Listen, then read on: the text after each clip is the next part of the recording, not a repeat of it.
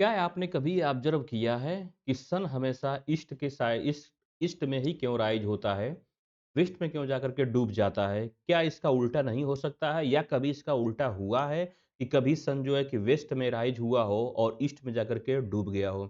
क्या कारण है कि दिन और रात हमेशा घटते बढ़ते रहते हैं? कभी दिन बड़ा होता है तो रातें छोटी होती हैं, कभी दिन छोटा होता है तो रातें बड़ी होती हैं, कभी दिन और रात दोनों बराबर हो जाते हैं। या क्या कारण है कि भारत में नवंबर, दिसंबर, जनवरी के मंथ में ही ठंडी पड़ती है और अप्रैल, मई, जून के महीने में ही गर्मी पड़ती है, जुलाई, अगस्त में बारिश होती है? यानी कि जो सीज़न का एक पैटर्न है, वो बिल्कुल फिक्स सा क्यों होता है? हेलो, तो नमस्कार दोस्तों, मेरा नाम है आदर्श कुमार। आगाज़ आईएएस के इस प्लेटफ़ॉर्म पे मैं आपका स्वागत करता हूँ। तो आज इन सभी क्वेश्चंस का आंसर हम इस वीडियो में देखेंगे और इन सभी का जो आंसर है, वो केवल एक जगह पे छुपा हुआ है, जिसका नाम है मोशंस ऑफ द अर्थ। यानी कि अर्थ हमारे जो मूवमेंट कर रही है, उस मूवमेंट के बेस पर ही ये सारा जो क्वेश्चंस हैं वो टिका हुआ है। ठीक?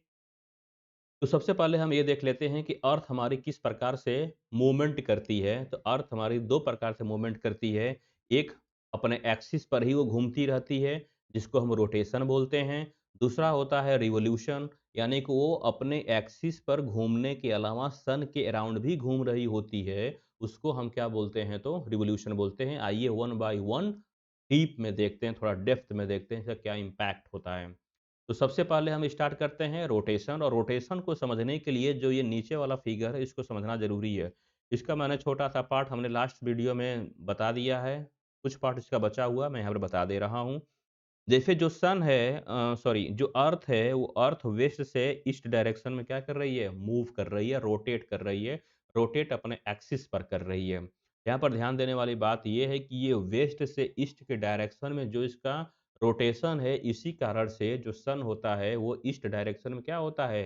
राइज होता है और वेस्ट डायरेक्शन में जाकर के वो सेट हो जाता है। यानी कि ये अर्थ है, तो ये सन यहाँ से उगेगा और ऐसे घूमते, घूमते, घूमते, घूमते ऐसे जाएगा और यहाँ पर जाकर के वो सेट हो जाता है। एक्चुअल में क्या होता है कि सन नहीं मूवमेंट कर रहा है, वो हमारी अर्थ मूवमेंट कर रही होती है, लेकिन हमको फ़ील ऐसा होता है कि जैसे कि वो सन मूव कर रहा है, ठीक? तो ये क्लियर हो गया। ये ऐसा इसीलिए होता है क्योंकि ये हमारी अर्थ जो है सपोज़ दैट ये इस प्रकार से ये घूम रही है और घूमते-घूमते ये वाला हिस्सा जैसे इधर ये घूम करके आ रहा है तो यही सन को फेस कर रहा है। वो वाला हिस्सा तो फेस करके जा चुका है इसलिए वहाँ पे अंधेरा होता है और ये सन इसीलिए हमको लगता है कि सन इधर तक मूव करके इधर जा रहा है और यहाँ पर जाकर के क्या हो रहा है, वो जाकर के डूब जा रहा है। ठीक? सेकंड थिंग इज़ दैट कि यदि इस फिगर को हम यदि ध्यान से देखें, हाँ, दूसरी चीज़ ये है कि एक रोटेशन कंप्लीट करने में जो हमारी अर्थ होती है, वो कितना टाइम लगाती है, तो 24 आवर्स में अर्थ हमारी एक रोटेशन को कंप्लीट कर लेती है। अर्थ क्या है कि अपने एक्सिस पे 23 एंड हाफ डिग्री क्या है, वो टिल्टेड है, झुकी हुई है। और यदि इस सीन में देखें, ये टिल्टेशन की वजह से जो सन की रेज है बिल्कुल सीधे कहाँ पर पड़ रही है, तो ये ट्रॉपिक ऑफ क्या है, ये कैंसर है और ट्रॉपिक ऑफ कैंसर पे ये जो क्या है, सन की रेज बिल्कुल सीधे पड़ रही है। तो ट्रॉपिक ऑफ कैंसर पे सन की रेज बिल्कुल सीधे पड़ने की वजह से क्या हो रहा है, यदि हम सर्किल ऑफ इल्यूमिनेशन को देखें तो इसके इस पार्ट में डे रहेगा, इस पार्ट में क्या रहेगी, नाइट। लेकिन यदि हम नॉर्दर्न हेमिस्फीयर की बात करेंगे तो ये यहाँ से लेकर के ये यहाँ से लेकर के बिल्कुल इतना जो हिस्सा है हमारा इक्वेटर का, ये क्या हो रहा है इधर, ये पूरा डे है। यानी कि नॉर्दर्न हेमिस्फीयर के मैक्सिमम पार्ट पर क्या है, तो डे है। डे का मतलब क्या हुआ कि वहाँ पे जो सोलर की एनर्जी है वो ज़्यादा रहेगी। यानी कि इधर क्या रहेगा, तो समर सीजन रहेगा, जिसको हम क्या बोलते हैं, समर सॉल्स्टिस बोलते हैं, ठीक? इसके अलावा कि जैसे कभी हमने ये देखा है कि इस टाइम पे क्या होता है कि नॉर्दर्न हेमिस्फीयर में जो डे यानी कि जो डे की लेंथ होती है वो ज़्यादा होती है। यानी कि ट्रॉपिक ऑफ कैंसर पे जब सन की रेज़ सीधे पड़ रही होती है तो नॉर्दर्न हेमिस्फीयर में जो दिन बड़े होते हैं और रातें क्या होती हैं, तो छोटे होती हैं। लेकिन यदि इस टाइप के अगर हम इधर देखेंगे, नॉर्दर्न साउदर्न हेमिस्फीयर में देखेंगे तो यहाँ पे क्या हुआ, इतने ही एरिया में केवल दिन हो पा रहा है और मैक्सिमम इतने पार्ट में क्या है, यहाँ पे नाइट है और इसी कारण से क्या होता है कि वहाँ पे रातें बड़ी हो जा रही है साउदर्न हेमिस्फीयर में और दिन क्या हो जा रहा है, तो छोटा हो जा रहा है। यदि हम अर्थ हमारी बिल्कुल फिक्स होती, एक ही जगह पे होती, केवल वो रोटेट करती, तो दिन और रात की जो लंबाई होती है वो बिल्कुल समान होती है। यानी कि जितना दिन यहाँ पे होता ठीक वो हमेशा पूरे साल फिक्स रहती है। जितनी रातें यहाँ पर होती है उतनी साल फिक्स रहती है। लेकिन पूरे ईयर में दिन और रात की जो लंबाई होती है वो घटती-बढ़ती रहती है। इसका कारण ये होता है कि अर्थ रोटेशन करने के अलावा जो सन के अराउंड क्या कर रही है वो रिवॉल्व भी कर रही है। जिसको हम क्या बोलते हैं रिवॉल्यूशन बोलते हैं। यदि इस फिगर से हम देखेंगे तो बिल्कुल सेम है और इस टाइम पे नॉर्दर्न हेमिस्फीयर में डे की जो लेंथ होती है वो ज़्यादा होती है। जैसे ही 22 जून होगा, 23 जून होगा या 25 जून होता है, 23 जून होता है वैसे ही जो सन की रे जब तक ट्रॉपिक ऑफ कैंसर पर सीधे पड़ रही थी, अब वो नीचे पड़ना स्टार्ट हो जाएगी और हमारी अर्थ क्या इधर से घूमते-घूमते यहाँ तक आ जाएगी। जैसे ही हमारी अर्थ घूम करके यहाँ पर आएगी, वो डेट क्या होता है तो 23 सितंबर हो जाता है और यहाँ पर क्या है कि जो सन की रेज़ है बिल्कुल इक्वेटर पर सीधे पड़ती है। तो इक्वेटर पर सीधे पड़ने के कारण क्या होता है कि जो सन की रेज़ है वो नॉर्दर्न हेमिस्फीयर में और साउदर्न हेमिस्फीयर में दोनों में बराबर पड़ती है। इसीलिए दोनों में जो डे और नाइट की जो लेंथ होती है दोनों बराबर होती है। यानी कि 12-12 घंटे का दिन और रात होती है और दिन और रात बराबर होने के कारण इसको हम क्या बोलते हैं तो इक्विनॉक्स बोलते हैं, ठीक? और इसी को हम क्या बोलते हैं स्प्रिंग सीजन बोलते हैं। और जैसे ही 23 सितंबर के बाद अक्टूबर, नवंबर ये गलत है। नवंबर, दिसंबर के बाद यहाँ दिसंबर तक आता है तो सिचुएशन हमारी अर्थ की कुछ इस तरह से हो जाती है, जिसके कारण क्या है कि ये यहाँ पे जो सपोज दैट कि हमारा यदि इल्यूमिनेशन है और ठीक, तो इस टाइम पर हम देखेंगे तो ये हमारा पार्ट जो है कि इतना पार्ट यानी कि मैक्सिमम जो साउदर्न हेमिस्फीयर है, वहाँ पे वहाँ पे डे क्या रहेगा सबसे ज़्यादा होता है, इसीलिए जो डे की लेंथ होती है वो ज़्यादा होती है, रातें हमारी कम होती हैं, ठीक? नॉर्दर्न हेमिस्फीयर में उल्टा होता है, यानी कि दिन की लंबाई छोटी हो जाती है क्योंकि दिन केवल इतने ही पार्ट्स पे पड़ रहा है नॉर्दर्न हेमिस्फीयर में और यहाँ पे जो रातें होती हैं, अब वो रातें क्या हो जाती हैं? रातें अब बड़ी हो जाती हैं इस पार्ट्स में, ठीक? अब ये कैसा होता है? अभी ये कुछ टाइम में और ये क्लियर हो जाएगा। ठीक उसके बाद 22 दिसंबर के बाद क्या होता है? जनवरी आएगा, फ़रवरी आएगी, मार्च आती है और मार्च में फिर से क्या होता है कि जो यहाँ पे ये इक्वेटर है, जो सन की रेज़ होती है, बिल्कुल इक्वेटर पर सीधे पड़ती है और इक्वेटर पर सीधे पड़ने के कारण ही क्या होता है यहाँ पे डे और नाइट फिर से बराबर होते हैं और ये टाइम क्या होता है तो 21 मार्च जिसको हम क्या बोलते हैं इक्विनॉक्स और इसी को हम बोलते हैं ऑटम सीज़न। और 21 मार्च से फिर ये जैसे-जैसे हम यहाँ पर आते हैं, वैसे ही जो सन का मूवमेंट होता है, अब वो इक्वेटर से किधर हो जाता है, तो ट्रॉपिक ऑफ कैंसर की तरफ हो जाता है और 21 जून को बिल्कुल ट्रॉपिक ऑफ कैंसर पर सीधे पड़ता है और हमारे यहाँ पर गर्मी पड़ना स्टार्ट हो जाती है और इसको हम क्या बोलते हैं, तो समर सोल्स्टिस बोलते हैं, सोल्स्टिस। यानी कि 21 जून को जब सन की रेज़ ट्रॉपिक ऑफ कैंसर पर सीधे पड़ती है, उस टाइम पर नॉर्दर्न हेमिस्फीयर में डे ज़्यादा होता है, गर्मी ज़्यादा होती है, इसीलिए हम इसको समर सॉल्स्टिस बोलते हैं। 22 दिसंबर में क्या होता है कि नॉर्दर्न हेमिस्फीयर में ठंडी पड़ रही होती है, यानी कि विंटर का टाइम होता है पूरे ग्लोब पे, इसीलिए इसको हम क्या बोलते हैं, तो विंटर सॉल्स्टिस बोलते हैं। ये फिगर यहाँ पर यदि पूरी तरह से क्लियर नहीं हुआ होगा, मैं इसको समझ सकता हूँ क्योंकि फिगर कुछ ऐसा बनाया गया है, इसलिए क्लियर नहीं हो रहा है। इसको मैं और कॉम्पैक्ट फॉर्म में मैं यहाँ पे इसको बता दे रहा हूँ, ठीक? जैसे हमने यहाँ पर एक डिसाइड कर लिया कि सपोज़ दैट यहाँ पर एक हमने टाइम ले लिया 23 सितंबर और 23 सितंबर को क्या है कि सन की रेज़ बिल्कुल इक्वेटर पर क्या पड़ रही है? सीधे पड़ रही है।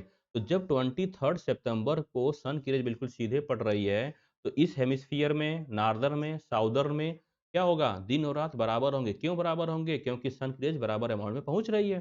तो ऑब्वियस सी बात है कि जब सन की रेज़ जब दोनों हेमिस्फीयर में जब बराबर पहुँचेगी, तो दिन और रात की लंबाई भी बराबर होगी।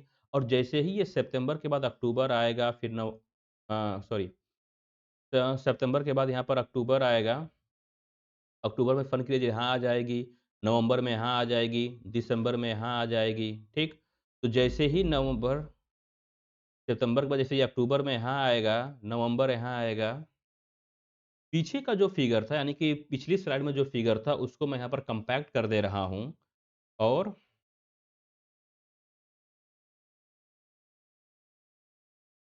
कॉम्पैक्ट मैं कुछ इस तरह से कर रहा हूँ जैसे हमने ये मान लिया कि जो सन की रेज़ है, वो इक्वेटर पर सीधे पड़ रही है और ये टाइम क्या चल रहा है तो 21 ये मार्च है। तो 21 मार्च को जो सन की रेज़ है बिल्कुल इक्वेटर पर सीधे पड़ रही है। इक्वेटर पर सीधे पड़ने का मतलब ये हुआ कि दोनों हेमिस्फीयर में यानी कि नॉर्दर्न हेमिस्फीयर, साउदर्न हेमिस्फीयर में जो सन की रेज है बिल्कुल बराबर पड़ेगी और बराबर पड़ने के कारण क्या है, दोनों में डे और नाइट की जो लेंथ होती है वो बराबर हो जाएगी। यानी कि 12 घंटे का दिन इधर हो जाएगा, 12 घंटे की रातें, 12 घंटे का दिन इधर, 12 घंटे की रातें इधर हो जाएँगी। बराबर? Very good. मार्च के बाद जैसे ही हाँ, एक चीज़ और, यदि हम इंडिया को यदि हम लोकेट करें और इंडिया का अगर पर्सपेक्टिव में यदि हम इसको पढ़ें तो देखें क्या होता है। प्रैक्टिकली बिल्कुल समझने में आसानी होगी। इंडिया क्या है, हमारा यहाँ पर लोकेटेड है, जैसे कि ये सऊदी अरेबिया है, इसके पिछले वाले हिस्से में लोकेटेड है। मैं इसको एज्यूम कर ले रहा हूँ कि यहाँ पे लोकेटेड है ये इंडिया। मैं इसको यहाँ पर क्यों एज्यूम कर ले रहा हूँ, यहाँ पर इसलिए कर रहा हूँ क्योंकि इंडिया को ट्रॉपिक ऑफ कैंसर 2 पार्ट्स में डिवाइड करता है, बिल्कुल मिड से पास होता है, ठीक? तो जैसे ही मार्च यहाँ पर है, वैसे ही सन की रेज़ इधर भी बराबर पड़ रही है, इधर भी बराबर पड़ रही है और हमारे यहाँ ठीक-ठाक मतलब गर्मी-ठंडी बराबर रहती है, यानी कि मौसम ज़्यादा हाई यानी कि टेम्परेचर ज़्यादा हाई नहीं रहता, मॉडरेट रहता है और सब कुछ कूल रहता है। लेकिन मार्च के बाद जैसे ही अप्रैल आएगा, तो अप्रैल में हमने मान लिया कि सन की रेज़ अब यहाँ पर सीधे पड़ने लगेगी। जब सन की रेज़ यहाँ पर सीधे पड़ रही है, तो इसका मतलब ये होगा अब हमको गर्मी फ़ील होती है क्योंकि टेम्परेचर अब बढ़ रहा है। सन की रेज़ किधर आ रही है? भारत की तरफ आ रही है। ये हो गया हमारा अप्रैल, ये हो गया हमारा मान लिया कि मई का मंथ चल रहा है और जैसे ही अप्रैल से ये मई का मंथ आता है, तो वैसे ही ये पूरे लैटीट्यूड्स पे क्या होता है, सन की रेज़ यहाँ पर पड़ना स्टार्ट हो जाती है। इंडिया यहाँ पर और हमको पूरी तरह से फ़ील होता है कि मार्च में जैसे वो अप्रैल आ रहा है, मई आ रहा है, वैसे ही गर्मी क्या होती है हमारे यहाँ बढ़ना स्टार्ट हो जाती है। अप्रैल तक हमारी गर्मी मई तक हमारी गर्मी बढ़ जाती है। जून तक क्या होता है जो सन की रेज़ होती है बिल्कुल ट्रॉपिक ऑफ कैंसर पर पड़ती है और ये कब पड़ती है तो 21st ये जून को पड़ती है। तो 21st जून को जो ट्रॉपिक ऑफ कैंसर पे सन की जो रेज़ है बिल्कुल वर्टिकल, बिल्कुल परपेंडिकुलर पड़ती है और परपेंडिकुलर पड़ने के कारण क्या है कि हमारे यहाँ पर क्या होता है दिन सबसे बड़ा होता है। कौन-सा दिन को सबसे बड़ा होता है? तो 21st जून को दिन क्या होता है? सबसे बड़ा होता है और गर्मी क्या पड़ती है? भयंकर पड़ती है, यानी कि जो टेम्परेचर होता है सबसे हाई होता है क्योंकि सन जस्ट हमारे ऊपर होता है। 21st जून से जैसे ही 22nd जून आता है, 23rd जून आता है, वैसे ही जो सन की जो अपैरेंट मूवमेंट है वो बिल्कुल डाउन हो जाएगी, साउथवर्ड हो जाती है यहीं से। अब ये हमने माना जून, यहाँ पर हमने मान लिया कि जुलाई हो गया, यहाँ पर क्या मान लिया हमने अगस्त हो गया। तो जैसे ही जुलाई होती, अगस्त होती, वैसे ही जो टेम्परेचर होता है वो धीरे-धीरे कम होना स्टार्ट हो गया। क्यों कम होना स्टार्ट हो गया? क्योंकि जो सन की रेज़ पहले इधर पड़ रही थी, अब वो धीरे-धीरे हमसे सन की रेज़ क्या हो रही है? दूर जा रही है। दूर जाने के कारण जो सन की रेज़ हम तक आ रही है, वो स्लैंटेड आ रही है, उसमें इंटेंसिटी कम होती चली जाती है। ये हमारा हो गया यहाँ पे क्या हुआ जुलाई, यहाँ पे हो गया अगस्त और सितंबर। सितंबर पे फिर से क्या होता है कि जो सन की रेज़ है फिर से वो इक्वेटर पर पड़ती है 23 सितंबर पे और फिर से दिन और रात क्या हो गया? बराबर हो गया। सितंबर के बाद जैसे ही हमारा अक्टूबर आता है, नवंबर आएगा, वैसे ही हमको ये फ़ील होता है कि गर्मी हमसे क्या हो रही है, दूर जा रही है। और जैसे नवंबर आता है तो हमको फिर से फ़ील होने लगता है नहीं ठंडी अब आ रही है, वैसा इसलिए हो रहा है कि सन का जो अपैरेंट मूवमेंट है वो साउदर्न हेमिस्फीयर में हो गया है। हमारे यहाँ पे जो सन की रेज़ आ रही है वो स्लैंटेड आ रही है, बिल्कुल तिरछे आ रही है जिसकी इंटेंसिटी क्या होती है, कम होती है, इसीलिए टेम्परेचर क्या होता है, कम होता है। ये नवंबर हो गया और ये दिसंबर में क्या है कि यहाँ पे सन की रेज़ बिल्कुल कहाँ पड़ती है तो ट्रॉपिक ऑफ कैप्रिकॉर्न पे पड़ती है। किस डेट को पड़ती है? तो ये 22nd दिसंबर को पड़ती है, ठीक? और 22nd दिसंबर को सन की रेज़ यहाँ पर पड़ती है तो नॉर्दर्न हेमिस्फीयर में सन की रेज़ बिल्कुल तिरछे पड़ती है, ठीक? यहाँ पर एक क्वेश्चन ये आता है कि जो क्रिसमस फेस्टिवल होता है वो ऑस्ट्रेलिया में गर्मी में मनाया जाता है और इंडिया में ठंडी में मनाया जाता है। उसका रीज़न ही यही होता है कि इस टाइम पे जो ट्रॉपिक ऑफ कैंसर किस पे लोकेटेड है, यानी कि ऑस्ट्रेलिया किस पे लोकेटेड है तो ट्रॉपिक ऑफ कैंसर पे कैप्रिकॉर्न पे, इसलिए यहाँ पर गर्मी पड़ती है और हमारे यहाँ पर क्या होता है बिल्कुल ये ठंडी पड़ती है क्योंकि सन की रेज़ बिल्कुल स्लैंटेड आती है। ये यहाँ तक क्लियर हो गया? एक चीज़ और इम्पोर्टेंट यहाँ पे है कि जब सन की रेज़ ये ट्रॉपिक ऑफ कैंसर पर सीधे पड़ रही थी, उस टाइम पे सन की रेज़ अंटार्कटिक सर्किल के नीचे नहीं जा पा रही थी, यानी कि सभी किस में थे ये? अंधेरे में थे। ठीक उसी तरह से जब सन की रेज़ यहाँ पे 22nd जून को 22nd दिसंबर को जब बिल्कुल सीधे पड़ रही थी, तो उस टाइम पे आर्कटिक सर्किल के ऊपर क्या है? सन की रेज़ नहीं पहुँच पाती है और एक ये मैक्सिमम यहीं तक पहुँच पाती है। इसीलिए इसको हमने एक डिमार्केशन लाइन बना दिया है, जिसको हम क्या बोलते हैं? Arctic circle. इस तरह से ये क्लियर हो गया होगा कि जो दिन और रात की जो लंबाई होती है वो कैसे घटती-बढ़ती रहती है और जो मौसम होता है वो कैसे चेंज हो रहा है। जब सन हमारे पास आ रहा है तो समर, हमसे दूर जा रहा है तो विंटर आ जा रहा है। ठीक? That's all. यदि आपको ये वीडियो अच्छी लगे, पसंद आई और जो भी टॉपिक था इससे रिलेटेड यदि वो समझ में आया हो तो चैनल को लाइक, शेयर, सब्सक्राइब करना ना भूलें। कोई और क्वेरीज हो तो कमेंट बॉक्स में ज़रूर पूछें, विदिन 24 आवर्स उसका आंसर दिया जाएगा। कमेंट में ये ज़रूर बताएं कि नेक्स्ट वीडियो किस टॉपिक पर होनी चाहिए। तब तक के लिए thank you, have a nice day.